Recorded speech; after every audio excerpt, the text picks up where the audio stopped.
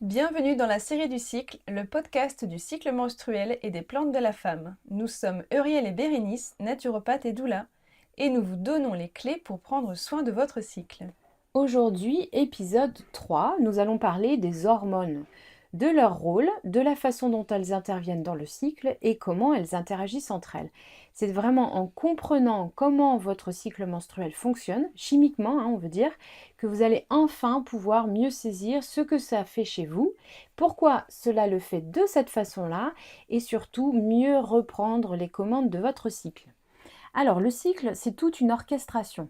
À la puberté, vers l'âge de 11-13 ans, ça dépend des filles bien sûr, le cerveau décide que c'est le bon moment et à ce moment-là, il lance la production d'une hormone qui s'appelle la GnRH, de son petit nom Gonadotropin Releasing Hormone, avec l'accent s'il vous plaît. Et là, ça va être une succession de réactions en chaîne qui va conduire à l'activation des gonades, c'est-à-dire à la mise en route des ovaires. Donc la GnRH est produite dans l'hypothalamus. Elle stimule l'hypophyse pour qu'il déclenche la production des gonadotrophines, qui sont la FSH, l'hormone folliculostimulante, et la LH, l'hormone lutéinisante. Donc FSH et LH sont en fait des messagers entre l'hypophyse, qui est le chef d'orchestre, et les ovaires. Une fois que les ovaires fonctionnent, ils vont commencer à produire les œstrogènes et c'est là qu'on observe ce qu'on appelle le développement des caractères sexuels secondaires. Donc en fait, c'est quoi? C'est l'apparition des poils au niveau du pubis, au niveau des aisselles, la poitrine qui pousse, les hanches qui s'élargissent, on pourrait rajouter aussi les cheveux, la voix, etc. Les ovaires, l'utérus et la vulve se développent également et les premières règles apparaissent. Et le cycle va enfin pouvoir s'installer. Parfois ça met un petit peu de temps quand même, c'est normal. Et je vous le rappelle, pendant la période fertile, la femme connaît environ 400 cycles. Alors maintenant, comment ça se passe une fois que le cycle menstruel est installé? Bonne question. Bon, vous commencez à me connaître. J'adore parler de la physiologie et du corps. Ça permet de poser les bases claires de ce qui se passe dans le corps, à quel moment, grâce à quoi, d'où ça vient et qu'est-ce qui influence cette réaction en chaîne, etc. Alors c'est parti, je vous emmène d'un point de vue physiologique, quel est le jeu des hormones dans le cycle menstruel. Et je démarre le cycle au premier jour des règles, c'est-à-dire l'hiver. C'est aussi ce qu'on appelle le début de la phase folliculaire qui s'étend jusqu'à l'ovulation. L'activité hormonale dans le sang est alors très faible lors des premiers jours de règles. Elle redémarre aux alentours de J3 avec la GnRH, on en a déjà parlé précédemment, une neurohormone qui analyse si oui ou non le corps dans son état actuel est en capacité de supporter une grossesse. Bon alors, qu'est-ce que ça veut dire être en capacité de supporter une grossesse? Eh bien, dans l'épisode 2, nous avons amené du détail sur l'activité de la GnRH et son analyse. Je vous invite donc à le réécouter si besoin. Reprenons, l'hiver se termine, les principaux jours de règles sont passés, c'est donc l'arrivée du printemps, la phase pré-ovulatoire. La GnRH, après son analyse, transmet son résultat au cerveau qui va déclencher l'activité de l'hormone FSH. En fonction du résultat, la FSH sera soit très active, ce qui provoquera la réaction en chaîne menant à l'ovulation, soit plutôt discrète et dans ce cas, l'ovulation ne se fera pas ou sera de mauvaise qualité.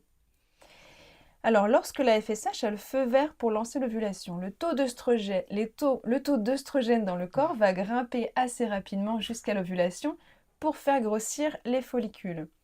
Il y a à ce moment-là un pic d'hormones, c'est le combo œstrogène-LH-FSH. En effet, nous sommes 1 ou 2 jours avant l'ovulation. L'activité des hormones à ce moment-là, elle est très très forte. Pourquoi? Ça permet aux follicules de grossir dans l'ovaire. Dans les ovaires, il y a un seul follicule qui sera suffisamment robuste et abouti. Et ce follicule gagnant, il porte un nom, c'est le follicule de Graaff. Au moment de l'ovulation, il laisse l'ovocyte sortir de son ovaire. Nous sommes donc en été, en pleine ovulation, c'est le début de la phase lutéale. À la sortie de l'ovocyte, le corps vit une chute hormonale pendant 24 heures. C'est un temps suspendu pendant lequel les hormones ont des taux plutôt moyens, voire carrément bas pour la LH. Et c'est normal parce que la LH, elle a fait son job finalement, hein. Elle intervient essentiellement juste avant l'ovulation pour s'assurer qu'un follicule sera suffisamment costaud pour libérer son ovocyte. En revanche, c'est la progestérone qui entre en jeu et qui grimpe très haut.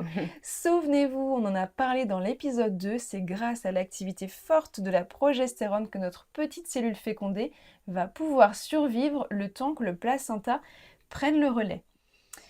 Mais avant de parler fécondation, que se passe-t-il? L'ovocyte est enveloppé par la trompe de Fallope. Il remonte dans la trompe dans les 12 heures post-sortie de l'ovaire. Et en cas de rapport sexuel dans cette fenêtre de l'ovulation, l'ovocyte sera éventuellement fécondé par le spermatozoïde. Alors que se passe-t-il au niveau du follicule gagnant, notre fameux de Graaf? Certes, il a libéré son ovule, mais ce n'est pas tout, il a un rôle primordial dans la survie. Le follicule se transforme en corps jaune et sécrète la fameuse progestérone. Et qu'est-ce qu'elle permet alors, cette progestérone? Son rôle est de protéger la muqueuse utérine et de nourrir la cellule fécondée. Avec l'aide des œstrogènes, la progestérone épaissit l'endomètre pour créer un beau nid douillet pour une éventuelle grossesse. Eh oui. Nous arrivons maintenant à la fin du cycle menstruel, aux alentours de 28 à 30 jours. À ce moment-là, il y a 2 cas possibles. Soit il y a eu fécondation et la nidification est en cours, ou bien il n'y a pas eu fécondation ou elle n'a pas survécu. Et lorsqu'il y a eu fécondation, l'œuf descend petit à petit dans la cavité utérine et vient se fixer sur une paroi. Les hormones LH et FSH, les 2 grandes responsables de l'ovulation, ont une activité très basse pour laisser place à ce projet bébé en cours. Les œstrogènes et la progestérone maintiennent leur forte présence dans le sang jusqu'à l'apparition d'une nouvelle hormone, et celle-ci vous la connaissez probablement, la bêta-HCG. Voyant l'arrivée de la bêta-HCG, les œstrogènes et la progestérone sont en folie et continuent leur forte présence pendant la grossesse. Mais lorsqu'il n'y a pas de nidification, la bêta-HCG n'apparaît pas. La progestérone et les œstrogènes baissent fortement. Le cycle menstruel redémarre avec l'arrivée des prochaines règles et l'activité quasi inexistante des hormones sur les tout premiers jours de règles. Alors, il y a aussi d'autres hormones qui sont également impliquées dans le cycle menstruel et dont je voudrais vous parler. La prolactine, par exemple, elle est surtout connue pour son rôle dans la lactation, après un accouchement, mais elle intervient aussi dans le cycle menstruel. Elle est sécrétée par l'hypophyse et elle agit sur la GnRH et sur FSH et LH. Donc elle agit en amont, avant, d'où son importance. Elle influence aussi le corps jaune et la production de progestérone. Mais en cas de prolactine élevée, on appelle ça l'hyperprolactinémie, il peut y avoir des cycles qui sont irréguliers, des troubles de l'ovulation, dysovulation ou même de l'infertilité. Et je voudrais aussi vous parler des androgènes. Alors les androgènes, c'est quoi? Et c'est par exemple la testostérone, la DHEA et la déhydrotestostérone. Et ce sont ce qu'on appelle vulgairement des hormones mâles. Pourquoi on les appelle comme ça? Parce qu'en fait, elles sont plus présentes chez les hommes, mais on en a aussi. Tandis que chez la femme, les hormones dominantes sont vraiment les œstrogènes. Et pourtant, on a besoin des androgènes, donc testostérone notamment, DHEA, déhydrotestostérone, au moment du déclenchement de la maturation des follicules ovariens. Ils les rendent plus fiables, c'est-à-dire plus susceptibles d'arriver à maturation, et plus réceptifs à la FSH. Donc c'est important. En gros, ils ont un petit rôle chez la femme, mais important dans l'ovulation. Petit, mais bien présent. Et d'ailleurs, la DHEA, elle est parfois prescrite dans les cas de procréation médicalement assistée, lorsqu'il y a besoin d'un petit coup de pouce. Et il faut quand même dire que la testostérone augmente le désir sexuel, la libido, elle va aussi soutenir la force osseuse et musculaire. Donc, un peu, c'est bien, trop, c'est pas bien. Il faut ni trop peu, c'est vraiment entre les deux. Mais les androgènes, c'est important. On en reparlera dans un prochain épisode sur tous les dérèglements hormonaux et je vous parlerai aussi de ce qu'on appelle l'hyperandrogénie. Maintenant, petite précision sur les œstrogènes. Pourquoi est-ce qu'on dit les œstrogènes? Tout simplement parce qu'ils sont plusieurs. On a notamment l'estradiol, l'estriol, l'œstrone.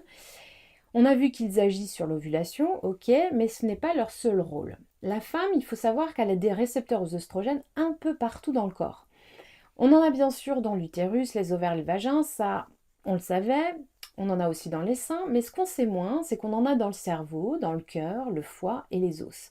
Par exemple, les œstrogènes renforcent les os et c'est pour ça qu'il y a parfois des risques d'ostéoporose plus importants après la ménopause. Donc c'est intéressant tout ça, hein.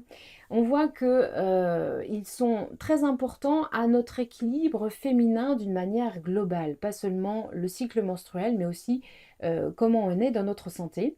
Et ils vont aussi stimuler la libido et la dopamine. Alors la dopamine, je ne sais pas si vous connaissez, mais c'est un neurotransmetteur qui est très important et très actif dans la motivation et dans l'envie.